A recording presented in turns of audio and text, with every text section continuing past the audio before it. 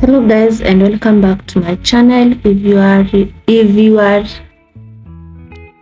a new subscriber, or if you are watching my videos for the first time, welcome to this channel. Please consider subscribing and giving this video a thumbs up. If you are a returning subscriber, thank you so much for always being here. So in today's video, I'm going to show you how I make my chapatis. First, I use sugar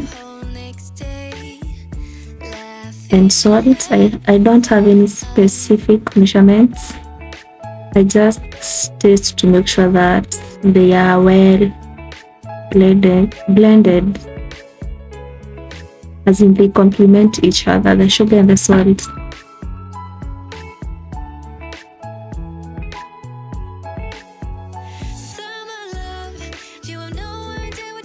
Next, I use hot boiling water. I don't use cool or warm water, I use boiling water.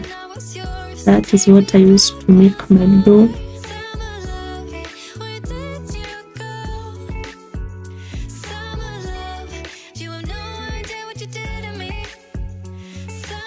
And then I start dripping until the sugar and salt dissolves in the hot water.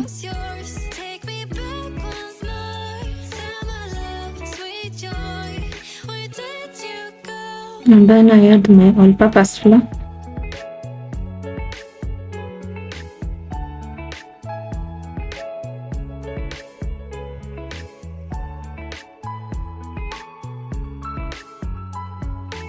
Here I use 2 cups of hot water. If I want to use the 2 kg packet of all-purpose flour, I use 3 cups of water. That is how I measure my flour.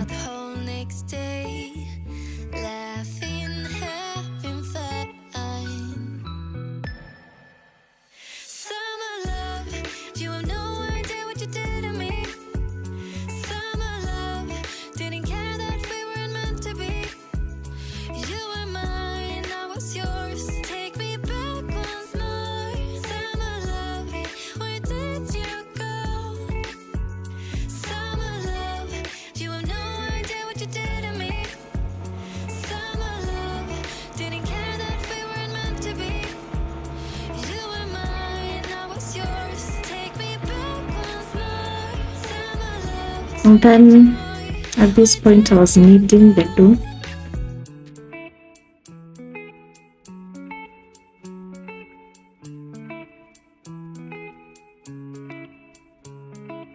And I was adjusting the flour to my liking.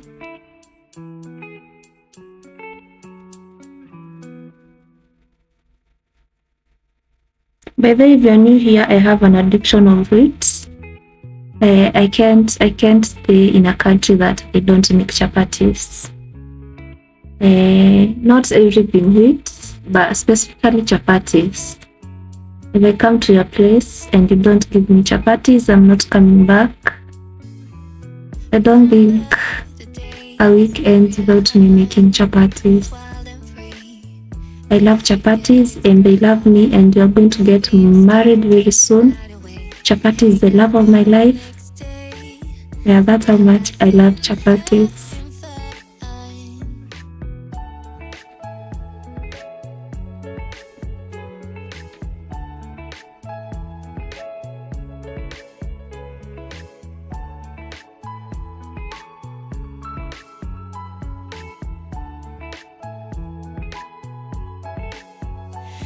I wish I can hit them, by the way. I wish I can hit them so that I stop eating them, so that I can see if I can lose a few kilos. But the moment I decide to put chapos, the more I crave them. After kneading for about 5 minutes, I added my cooking oil. I don't get it why it's called a vegetable oil. And I like my dough soft, not hard. There's a consistency I love in my dough.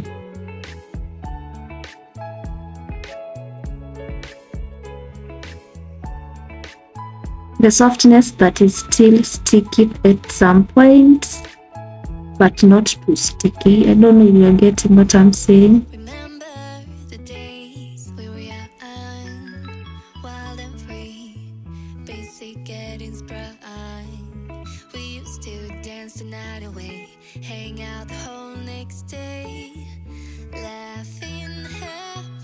After kneading it for about 10 minutes, I covered it and I let it rest for an hour.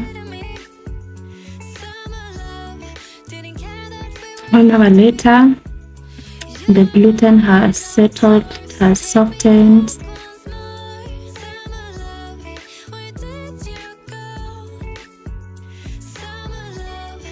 And then it's time to roll the two together boards.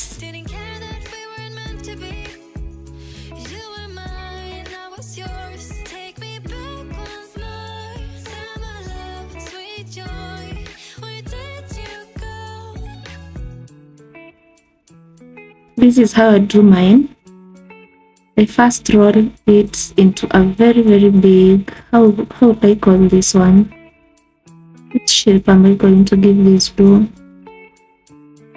I want to assume it's a rectangle, but we all know, we all can see it's not a rectangle, but I want to assume it's a rectangle. And then after rolling it out, I add some cooking oil.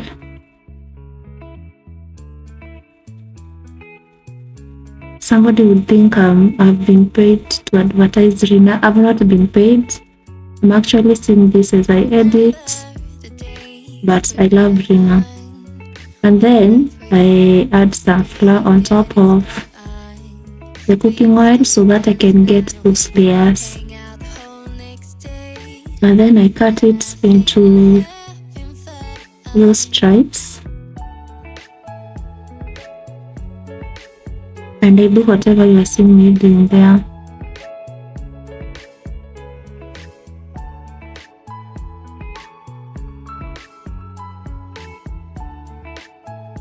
Yeah, another way of getting those layers is I cut a big stripe and then I divide it into maybe 3-4 small stripes, and then I join them like that.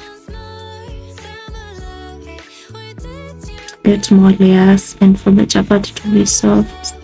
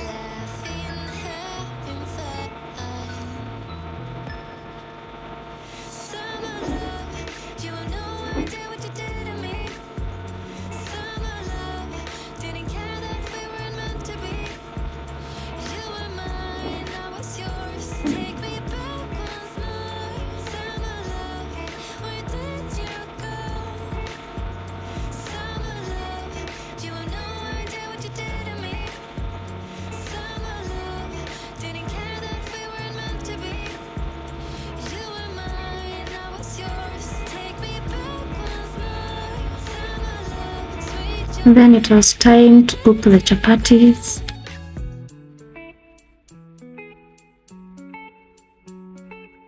Here I'm rolling out the balls.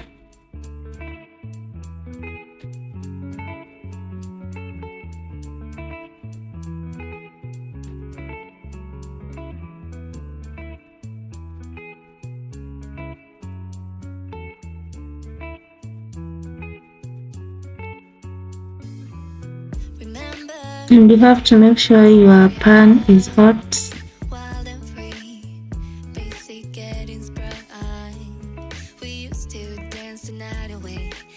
And then me, I cook one chapati at a time.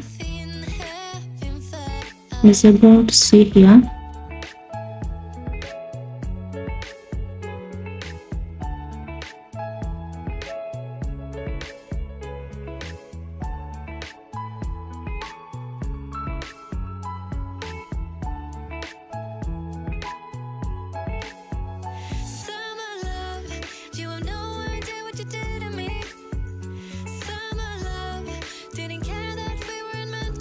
I know most of you do stack your chapatis. How is it called?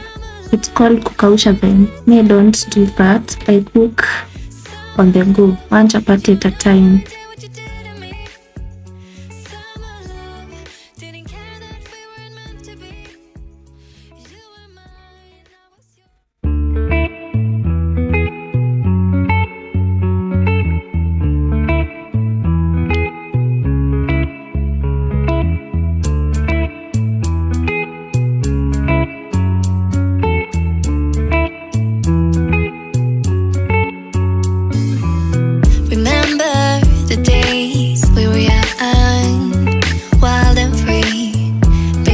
Getting sprung. We used to dance the night away, hang out the whole next day, laughing, having fun.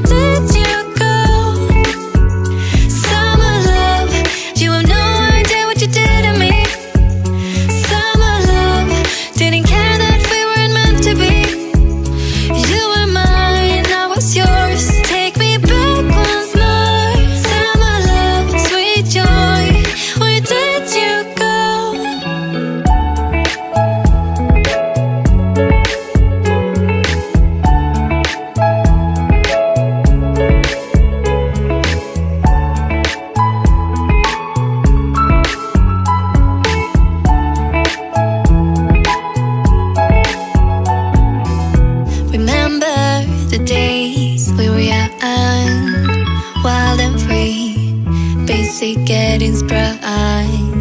We used to dance the night away, hang out the whole next day,